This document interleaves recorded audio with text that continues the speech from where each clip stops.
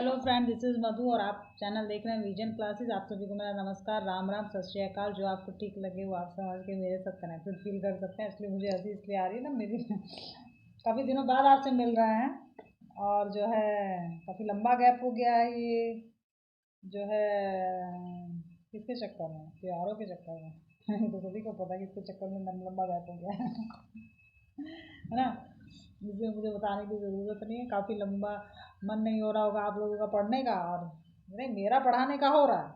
नहीं हो रहा होता तो मैं नहीं आती, नई वीडियो बनाती।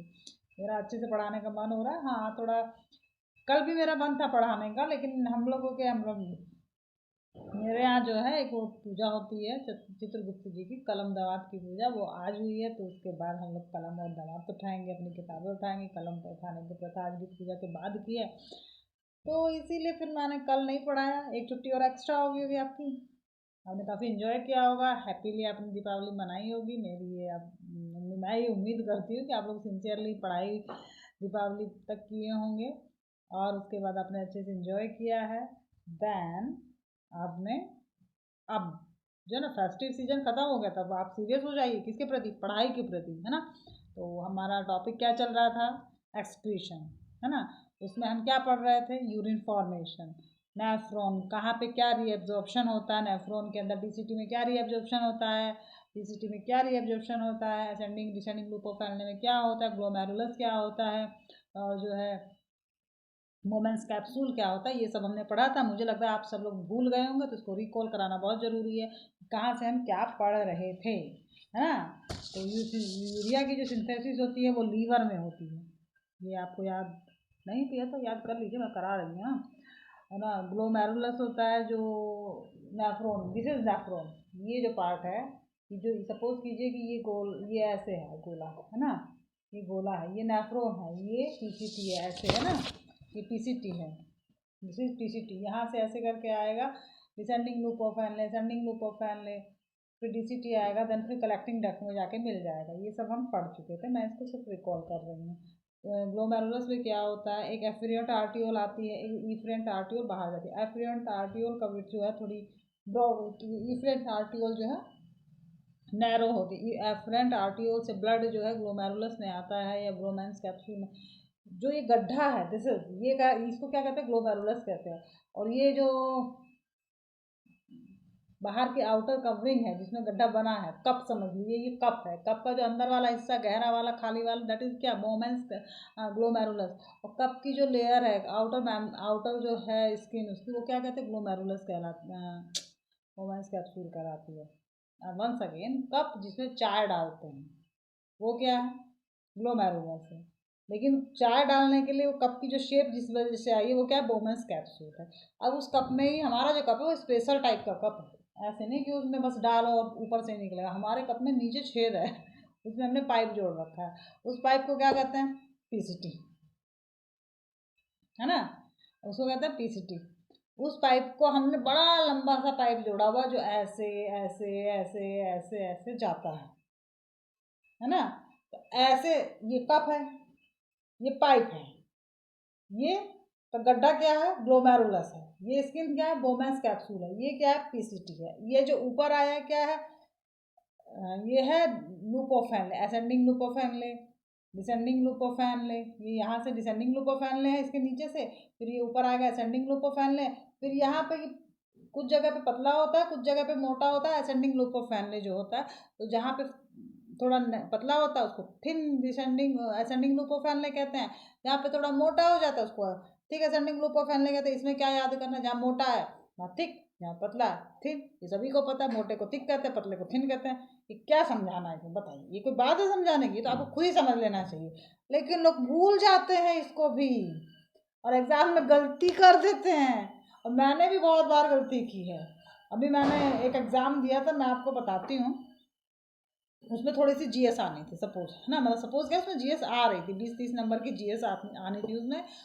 और मैं इतनी डम कि मैंने मतलब अपने सब्जेक्ट की पूरी तैयारी की और जीएस को मैंने जीएस नॉर्मल जीएस पढ़ा, मैंने स्टेट का जीएस नहीं पढ़ा स्पेसिफिकली। भाई जैसे अब मैं यूपी में रहती हूँ, आप लोग यूपी में रहते हैं, जो जहाँ से रहता है उस स्टेट के एग्ज़ाम में 10, 12, 15 क्वेश्चन जो है स्पेसिफिकली उस स्टेट के आते हैं। स्पेशलाइजेशन के थ्रू। जैसे अब वर्ल्ड ज्योग्राफी पढ़ो तो उसमें इंडिया के क्वेश्चन आएंगे, अब इंडिया की ज्योग्राफी के पढ़ो तो उसमें स्टेट की ज्योग्राफी आएगी, तो वही वाला कंडीशन थी। अब मुझे ये पता ही नहीं, इतनी मैं होशियार हूँ, मुझे ये पता ही नहीं है कि इस एग्ज़ाम में स्टेट की जीएस भी आएगी हैं। और मैंने जो है तो क्या पढ़ा, मैंने पूरी जीएस पढ़ी, स्टेट की जीएस को मैंने रिवाइज भी नहीं किया, और उसमें जो है 10-12 क्वेश्चन जो है स्टेट की जीएस के, और मुझे लग रहा है इसने कहाँ से पूछ लिया, out of syllabus paper, GS का आउट ऑफ सिलेबस पेपर मैंने ये कहा। अब जब आके मैंने घर मिलाया, मैंने नोट्स बनाए थे, मैंने बकायदा, मतलब वो एक बार नोट्स बने थे, उसके बाद वो रिवाइज नहीं हुए थे स्टेट करंट के या स्टेट जीएस के। काश कि मैंने वो एक बार पढ़ लिए होते तो मेरे 5-6 क्वेश्चन सही हो गए होते। उसमें से एक है कि चिरकुला नृत्य कहाँ का है, उसमें 4 ऑप्शन थे, महाराष्ट्र, बिहार, उत्तर प्रदेश और एक और था। अब मैं कहूँ चिरकुला नृत्य, यार ये तो नया सा नृत्य है, बिहार का तो है नहीं, बिहार में अवधि है, ये सब मुझे याद। अब मुझे सोचिए सारे ऑप्शंस पे मेरा दिमाग जा रहा, सिर्फ उत्तर प्रदेश पे नहीं जा रहा, मेरा मन कर रहा कि उत्तर प्रदेश का तो है नहीं, चाहे जिसका भी है। अब सोचिए, अब जब घर आई और फिर मैंने वही नोट्स जो मैंने सिर्फ एक बार बनाए थे कि ये जरूरी है, मैंने खुद से बनाए थे पता नहीं कितने महीने पहले। और ये ध्यान रखिए, भूल जाते हैं आप लोग, अगर आप रिवाइज नहीं करेंगे, आप बार बार एक चीज़ को नहीं पढ़ेंगे तो भूल जाएंगे। अब वो चिरकुला नृत्य वाला जो क्वेश्चन मैंने छोड़ के आई, उनकी नेगेटिव मार्किंग थी, घर आई देखा कि ये तो उत्तर प्रदेश का ही है, तो मैं तुक्का भी मारती ना कि उत्तर प्रदेश की करंट आएगी, कि उत्तर प्रदेश का एग्ज़ाम है ये है, तब भी मेरा वो सही हो गया होता। लेकिन मैंने वो तब भी नहीं किया, मुझे इतना भी आइडिया नहीं आ रहा था, इतना बढ़िया मैंने पढ़ाई की थी, आप सोच लीजिए। हाँ, सब्जेक्ट की तैयारी थी। अब सब्जेक्ट का एक क्वेश्चन मुझे याद आ रहा है, 3 चैम्बर्ड हार्ट किस में होता है? 4 चैम्बर्ड हार्ट मैमल्स में होता है, 3 चैम्बर्ड हार्ट किस में होता है? उसमें जो मुझे ऑप्शन है, फिश में होता है, फ्रॉग में होता है, टर्टल में होता है और क्रोकोडाइल में होता है। अभी बताइए, अब सभी रेप्टाइल्स में 3 चैम्बर्ड हार्ट होता है, सबको पता, आपको भी पता, मुझे भी पता है। अब मैं सोच रही हूँ फिश तो रेप्टाइल्स नहीं, फ्रॉग चलो एम्फीबियंस में आ जाता है, और क्रोकोडाइल और टर्टल भी एम्फीबियंस में है। अब मुझे इसमें क्या रेप्टाइल्स है, खाली एक रेप्टाइल्स है ना, क्या, क्रोकोडाइल। लेकिन और मैंने वो क्वेश्चन क्रोकोडाइल उसका आंसर किया, और जबकि अच्छे से पढ़ा था कि crocodile is the exception in which 4 chambered heart is found, उसमें 4 चैम्बर्ड हार्ट मिलता है, ये एक्सेप्शनली पढ़ा था, मैं लिखवाती हूँ, हाईलाइटर से हाईलाइट कराती हूँ कि ये रेप्टाइल्स होने के बावजूद भी इसमें 4 चैम्बर्ड हार्ट होता है, इसमें 3 चैम्बर्ड नहीं होता। 3 चैम्बर्ड किस में होता है? फिश में होता है। इनकम्प्लीट 3 चैम्बर्ड होता है कि नहीं भाई, उसमें आर्टियोल और वेंट्रिकल, तो जो वेंट्रिकल में जाके ब्लड मिल जाता तो इनकम्प्लीट 3 चैम्बर्ड हुआ ना। मुझे आंसर लगाना था फिश, लेकिन मैंने क्या लगाया, क्रोकोडाइल। अब सोचिए, इतना इतना इतना बेसिक सा क्वेश्चन मेरा गलत हो गया। और घर आके जो मेरी हालत, मम्मी तो कहाँ जाके सर छुपा लूँ, क्या कहूँ वाली स्थिति रहती है। तो इसीलिए बड़ा क्लियरली पढ़ना चाहिए, ये मेरा बताने का मतलब है ना। अब जैसे एक चीज़ और आपको बताती हूँ मैं, ज़रा कुछ प्रॉब्लम आई थिंक हो रही। हाँ, तो अब जो है ना, मेरी बेटी हमको डांस करके दिखा रही है, मेरा जो है ना कंसंट्रेशन इधर उधर हो रहा है। तो ठीक है, फिलहाल चलिए हम लोग, ये क्या है, वोमेंस कैप्सूल, इसके अंदर जो जगह है वो क्या है, ग्लोमेरुलस, ये क्या है, पीसीटी, ये क्या है, डीसेटी, ये क्या है, ascending loop of family, thin ascending loop of family, thick ascending loop of family, then DCT. हाँ, PCT loop of family, descending loop of family, ascending loop of family, DCT, and this is collecting नट, यहाँ आके जुड़ गया है ना, ये हम पढ़ रहे थे। और ग्लोमेरुलस में 2 आर्टरीज, एक आर्टरीज आती है, एक वेन जाती है, afferent arteriole, efferent arteriole. Efferent arteriole से जो है ना, जो प्रेशर होता है 70 mmHg का प्रेशर क्रिएट होता है किस पे, ग्लोमेरुलस में, क्योंकि और उसमें इफरेंट आर्टियोल जो है वो थोड़ी नैरो होती है कंपैरेटिवली एफरेंट आर्टियोल के। तो उसमें जो है प्रेशर डेवलप, जब एक तरफ से फोर्सफुली कोई फ्लूइड आएगा और कम, मतलब ज़्यादा कम कम जगह है जाने की और आने की ज़्यादा जगह है, सिनेमा जैसे देख रहे हैं ना कि उसमें आए तो 4 दरवाजे आने वाले इन वाले, और एग्जिट के लिए सिर्फ एक दरवाजा। तो ये बताइए वहाँ पे गैदरिंग हो जाएगी ना, तो ऐसे ही इसमें है ना। तो ग्लोमेरुलस का जो कप है वो भर जाता है, इधर से आ रहा है उधर से जा रहा है, लेकिन भर जाता है। तो उसमें एक प्रेशर डेवलप होता है, वो 70 एच का होता है, उसे हाइड्रोस्टेटिक ग्लोमेरुलस हाइड्रोस्टेटिक प्रेशर कहते हैं। अब इसमें जो दूसरा प्रेशर डेवलप होता है, जो ब्लड लगाता है, और जो है एक वो लगाता है, जो वॉल है किसकी किसकी वॉल है, बोमेंस कैप्सूल की जो वॉल है वो भी एक प्रेशर डेवलप करती हैं, जिसे जो कितना एच का होता है वो 50, हाँ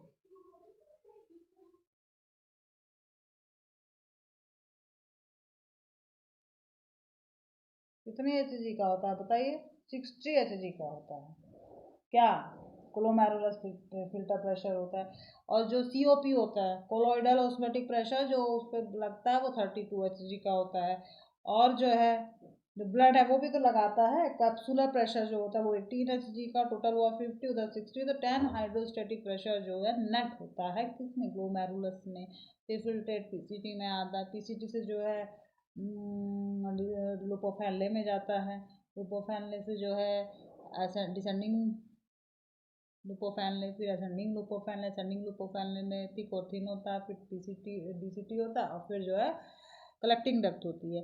पीसीटी में क्या होता है, मैक्सिमम एब्जॉर्प्शन हो जाता है विटामिन का, अमीनो एसिड का, और जो है एस्कॉर्बिक एसिड का, फैट्स का, इन सब चीज़ों मैक्सिमम एब्जॉर्प्शन 60 to 70% या 70 to 80% जो है एब्जॉर्प्शन किसमें हो जाता है, पीसीटी में हो जाता है।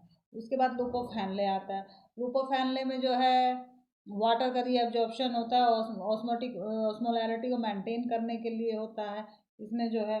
तो यहाँ पे जो सॉल्यूशन होता है किसमें, डिसेंडिंग लुपोफैनले में सॉल्यूशन हाइपरटोनिक होता है। ग्लोमेरुलस में जो फिल्ट्रेट होता है वो आइसोटोनिक होता है, पीसीटी में जो फिल्ट्रेट होता है वो आइसोटोनिक होता है। और वहाँ पे मैक्सिमम रीअब्जॉर्प्शन हो जाने के बाद लुपोफैनले में जो सॉल्यूशन होता है या जो फिल्ट्रेट होता है वो हाइपरटोनिक हो जाता है। हाइपरटोनिक में फिर जो है असेंडिंग लुपोफैनले आता है, असेंडिंग लुपोफैनले में थिन और थिक होते हैं। तो थिन असेंडिंग लुपोफैनले में सोडियम और क्लोरीन का रीअब्जॉर्प्शन होता है, और यहाँ पे जो सॉल्यूशन हो जाता है वो फिर से आइसोटोनिक हो जाता है। डिसेंडिंग लुपोफैनले में सिर्फ हाइपरटोनिक होता है, पीसीटी में आइसोटोनिक होता है, ग्लोमेरुलस फिल्ट्रेट में आइसोटोनिक होता है, वोमेंस कैप्सूल में जो गड्ढा होता है उसमें पोडोसाइट सेल्स पाई जाती हैं, है ना। जो वोमेंस कैप्सूल से जो फिल्ट्रेट पीसीटी में आता है वो प्रोटीन लेस होता है, क्योंकि वोमेंस कैप्सूल में प्रोटीन छन जाती है, प्रोटीन ऊपर ही रह जाते हैं, उसमें छन्नी लगी होती है, तो जो दो दो छन्नियाँ लगी होती हैं, एक पतली एक मोटी, जिसमें पोडोसाइट सेल्स होती है पतले वाली, फिर उसमें नीचे वाली होती है, तो वो छानने का काम करती हैं, है ना। उसके बाद जो है जब असेंडिंग पीसीटी में आता है उसमें जो है मैक्सिमम रीअब्जॉर्प्शन हो जाता है amino acid, vitamin, ascorbic acid, fats वगैरह का 60 to 80% रीअब्जॉर्प्शन हो जाता है। देन उसके बाद जो है फिल्ट्रेट लुपोफैनले में आता है, लुपोफैनले में आने के बाद जो है वहाँ पे वाटर का रीअब्जॉर्प्शन होता है, लेकिन सोडियम का रीअब्जॉर्प्शन यहाँ पर नहीं होता है। और यहाँ पे जो वाटर जब निकल जाएगा तो सॉल्यूशन कैसा बन जाएगा, हाइपरटोनिक हो गया। फिर उसके बाद क्या होता है, फिर आता है असेंडिंग ग्लूकोफैनले के थिन असेंडिंग ग्लूकोफैनले में, तो यहाँ पे सोडियम और क्लोरीन का भी रीअब्जॉर्प्शन हो जाता है, तो सॉल्यूशन वाटर निकला, फिर जो एक्स्ट्रा सोडियम और क्लोरीन था उसका भी रीअब्जॉर्प्शन हो गया। तो जो सॉल्यूशन था वो कैसा हो जाएगा, वो फिर से आइसोटोनिक हो जाएगा। फिर अब जो है थिक असेंडिंग ग्लूकोफैनले में जाता है, सोडियम बाहर, जो बचे हुए सोडियम बचे हैं वो भी जो है बाहर हो जाते हैं, वाटर बाहर हो गया, सोडियम बाहर हो गया, दोबारा सोडियम बाहर हो गया, क्लोरीन बाहर हो गई। अब क्या होगा, हाइपोटोनिक सॉल्यूशन हो गया इसमें, ठीक है। असेंडिंग ग्लूकोफैनले में हाइपोटोनिक सॉल्यूशन हो जाता है। फिर जाता है डीसीटी, डीसीटी आ जाता है, डीसीटी में क्या होता है, सॉल्यूशन हाइपोटोनिक होता है, लेकिन यहाँ पर वाटर का रीअब्जॉर्प्शन होता है। इसमें 3 हार्मोन होते हैं, एल्डोस्टेरोन होता है जो पोस्टीरियर पिट्यूटरी से एड्रिनल कोर्टेक्स से निकलता है, क्या एल्डोस्टेरोन हार्मोन किससे निकलता है, एड्रिनल कोर्टेक्स से निकलता है। यहाँ पे रेनिन होता है, और यहाँ पे डीसीटी में सोडियम का रीअब्जॉर्प्शन होता है। और जो है वैसोप्रेसिन हार्मोन जो पोस्टीरियर पिट्यूटरी से निकलता है उसको डीसीटी एडीएच भी कहते हैं, sorry, adenosine di adenosine sorry anti diuretic hormone, slip हो गया था, वही तो मैं याद कर रही थी कि एडिनोसिन नहीं इसका नाम है।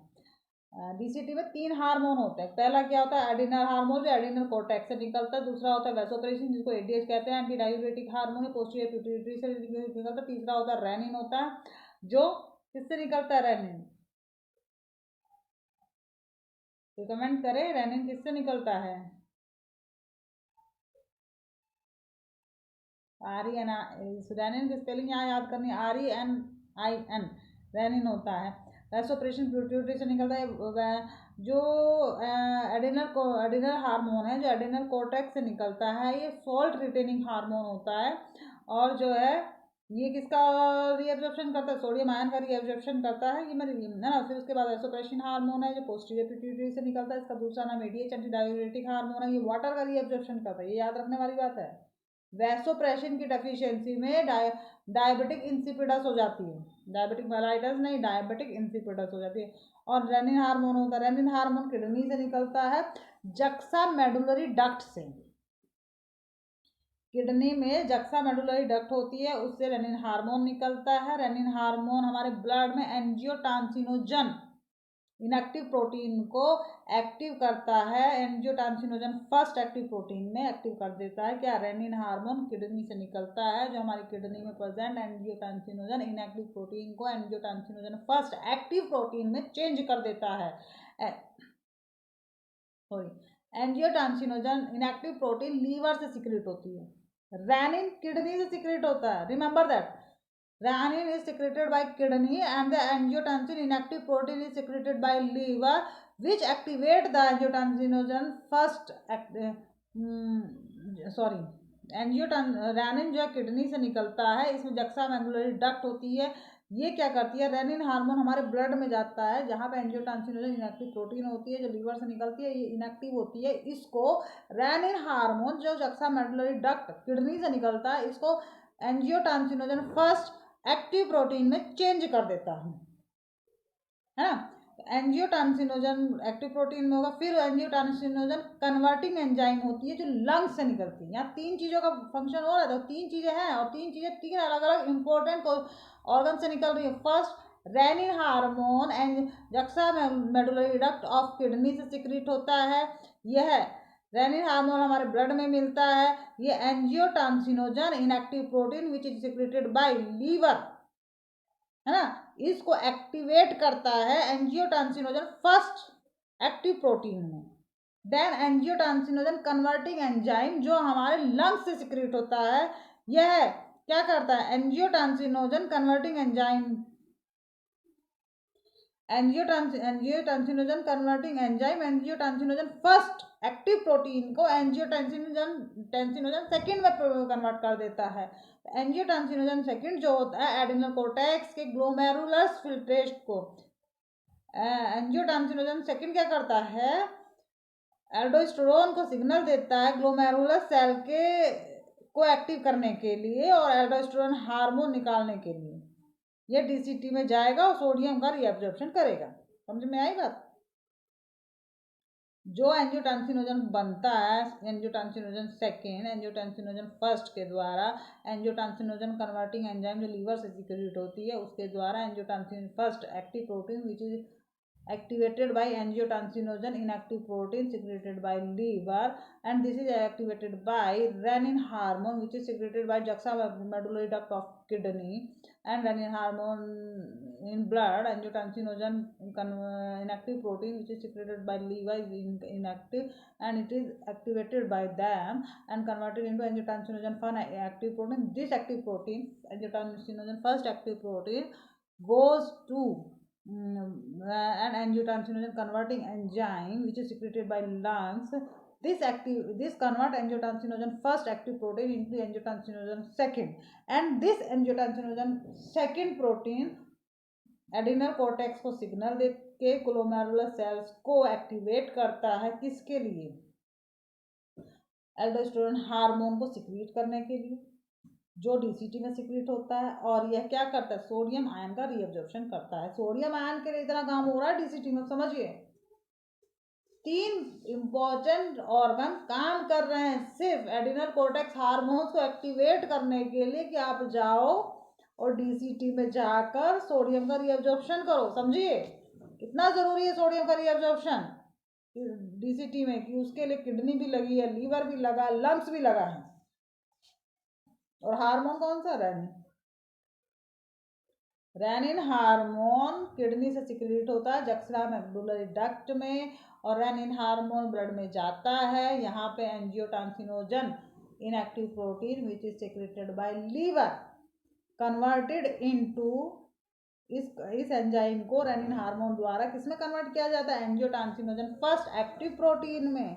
एंड देन ये angiotensinogen converting enzyme which is secreted by lungs, ये क्या करती है? ये एक्टिवेट करती है या ये कन्वर्ट करती है एंजियोटेंसिनोजन फर्स्ट एंजाइम को एंजियोटेंसिनोजन सेकंड में। और ये एंजियोटेंसिनोजन जो सेकंड है ये एड्रिनल हार्मोन को एड्रिनल कोर्टेक्स के ग्लोमेरुलर सेल को एक्टिवेट करती है। एंजियोटेंसिनोजन सेकंड जो है एड्रिनल कोर्टेक्स के ग्लोमेरुलर सेल को एक्टिवेट करती है कि जाओ एड्रिनल कोर्टेक्स को निकालो डीसीटी में, और ये सोडियम आयन का रीअब्जॉर्प्शन करेगा, है ना। और फिर इसके बाद क्या होता है? एएनएफ होता है, आर्टरी न्यूरोटिक फैक्टर होता है। ये किस में होता है? ये हार्ट में होता है, ये हम पढ़ चुके हैं। कलेक्टिंग डक्ट होती है, फिर कलेक्टिंग डक्ट को आगे पढ़ेंगे, पहले यहाँ तक का देखें। जितना मैंने पढ़ाया तो तुम्हें ये रिकॉल कर रही थी जिससे कि आपको याद आ जाए। यहाँ पे यही सब लिखा है, proximal convoluted tubule, it is lined by simple cuboidal brush border epithelium which is increase surface area of reabsorption nearly all the essential nutrients and 70 to 80% of the electrolytes and water are reabsorbed by the segment. PCT also helps maintain the pH and ionic balance of the body fluid by selective secretion of the hydrogen ion, ammonia and potassium ion into the filtrate by the absorption of SCO3 from it. मैंने यही बोला था ना, PCT में सबसे ज़्यादा reabsorption होगा 70 to 80%। यही लिखा है इतनी सारी रामायण में, है ना। इतनी सारी जो रामायण लिखी हुई है ना, ये यही है, बस इतना निचोड़ा इसका। हैंड लूप ऑफ हैनले होता है, लूप ऑफ हैनले रीअब्जॉर्ब करता है, this is the segment of minimum reabsorption. Okay, however the region play a significant role in maintenance the high osmolarity and modulary interstitial fluid. The descending loop of Henle is permeable to water but almost impermeable to electrolytes. This concentrates the filtrate as it moves down. The ascending loop of Henle is impermeable for water but allow transport of electrolytes actively or passively. Therefore, as the concentrated filtrate pass upward, it gets diluted due to pass of electrolytes to the modulary fluid. यही बताया गया है कि descending loop of Henle में जो है sodium का reabsorption और वाटर का रीअब्जॉर्प्शन नहीं होता। असेंडिंग लूप ऑफ हैनले में यहाँ पे जो सॉल्यूशन होता है हाइपरटोनिक हो जाता है, यही तो बताया था मैंने। और उसके बाद जो है असेंडिंग लूप ऑफ हैनले में थिक और थिन होता है। थिन में जो है फिर से जो है सोडियम और क्लोरीन आयन का रीअब्जॉर्प्शन होता है। यहाँ पे आयन जो है फिर से आइसोटोनिक हो जाता है, फिर से जो है thickly ascending loop of Henle में जो है जो बचे हुए सोडियम है उनका रीअब्जॉर्प्शन हो जाता है, तो सॉल्यूशन जो है हाइपोटोनिक हो जाता है। वही इसने बताया, वही रामायण है इसकी, है ना। डिस्टल कन्वोल्यूटिव ट्यूब्यूल क्या होता है? ये क्या कंडीशनल रीअब्जॉर्प्शन होता है। ये सोडियम आयन का water take place in the segment. DCT is also capable to reabsorption of SCO and selective secretion of hydrogen and the potassium ion and the NH3 to maintain the pH of the sodium potassium balance in blood. DCT का काम sodium potassium balance को balance करने का है ना। और ये जो है SCO का भी रीअब्जॉर्प्शन करता है। Collecting the long duct extend from the cortex of the kidney in the inner part of the medulla. ये कॉर्टेक्स से है, मेडुला के इनर पार्ट में जाती है। Large amount of water could be reabsorb from the region of the produce concentrated urine. यहाँ पर large जो थोड़ा बहुत जो कुछ बच जाता है ना वाटर, वो भी यहाँ रीअब्सॉर्ब हो जाता है जैसे कंसंट्रेटेड यूरिन हो। This segments allow pass the small amount of urine into the medullary interstitium. यहाँ से थोड़ा सा यूरिन जो है मेडुलरी इंटरस्टेटियम में रहता है to keep up with the osmolarity. इसकी ऑस्मोलैरिटी को मेंटेन करने के लिए, पूरा खाली नहीं हो जाता कभी भी। ये मैंने बताया था आपको। It also play a role in the maintenance of the pH, ये पीएच के मेंटेनमेंट में रोल प्ले करता है, आयोनिक बैलेंस में करता है, और blood by the selective secretion of hydrogen potassium ion, और ब्लड से सेलेक्टिव सिक्रीशन करता है हाइड्रोजन एंड पोटेशियम आयन का।